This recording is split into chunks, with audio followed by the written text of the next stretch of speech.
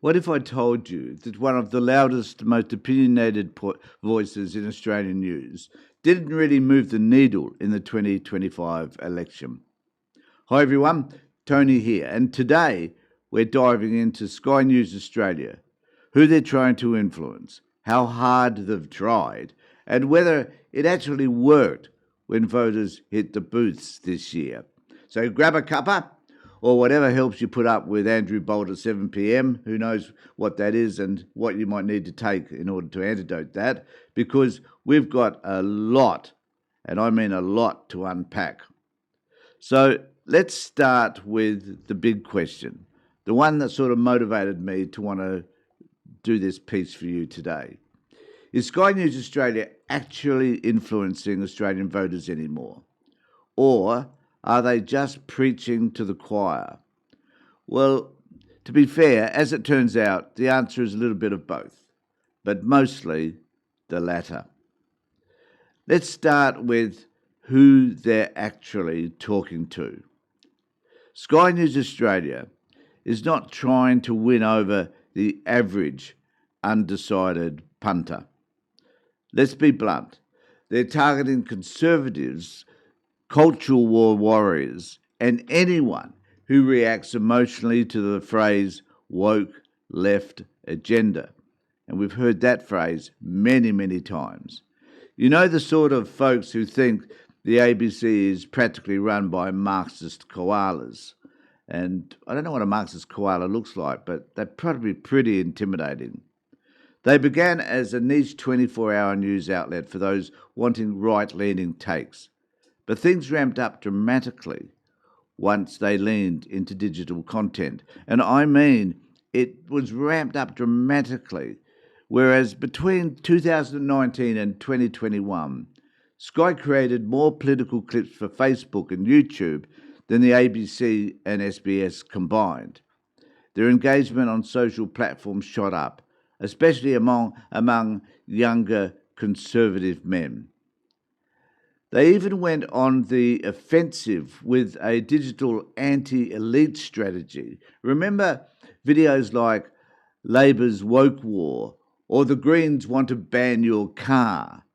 These weren't just commentary. They were designed to shape the political battlefield. But, and here's the twist,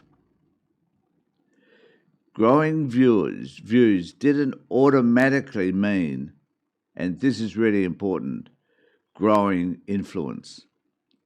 This is where the Sky story kind of gets a bit interesting.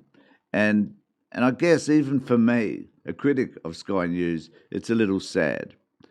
While Sky boasted that over 9 million Australians accessed their content as of 2021, newer data showed a steady fall in public engagement. On Facebook, their weekly interactions dropped by over 70% from their peak. On YouTube, the most viral election clips now mostly echo back into the conservative bubble, and I've spent many a time talking about that conservative bubble. They build a very loud megaphone, but it's increasingly shouting into an echo chamber. Their own hosts like Bolt, Credlin, Kelly aren't speaking to undecided anymore. They're speaking to true believers. It's the difference between trying to grow the pie and just icing the same cake over and over again. So, what about the 2025 election? Did all this Sky energy result in electoral power? A question I've been asking for quite some time. So let's talk about the results. Now, as you're all aware, the election was held on May the 3rd, 2025. Labor didn't just win, they expanded their majority. And the coalition, well, let's just say it was more of a coalition of the unwilling. So despite Sky's best efforts, its non-stop takedowns of Albanese, the endless culture war framing, the warnings of socialism by stealth, the Australian electorate went, nah, mate, We're good. We're okay with the way things are. And that tells us something. Even if Sky is able to energise Conservative voters, it doesn't appear to be converting many more. The endless warnings didn't stop suburban and regional swing voters from backing Labor, especially around cost of living issues and social policy moderation. Sky may have claimed they were defending Australian values, but most Australians saw the election through a very practical lens. Australians were saying, in fact, can I pay the bills? Do I trust these people?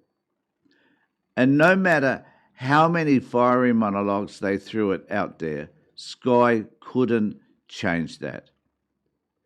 There are a few key reasons why Sky failed to turn influence into victory. Number one, they were talking to the same people.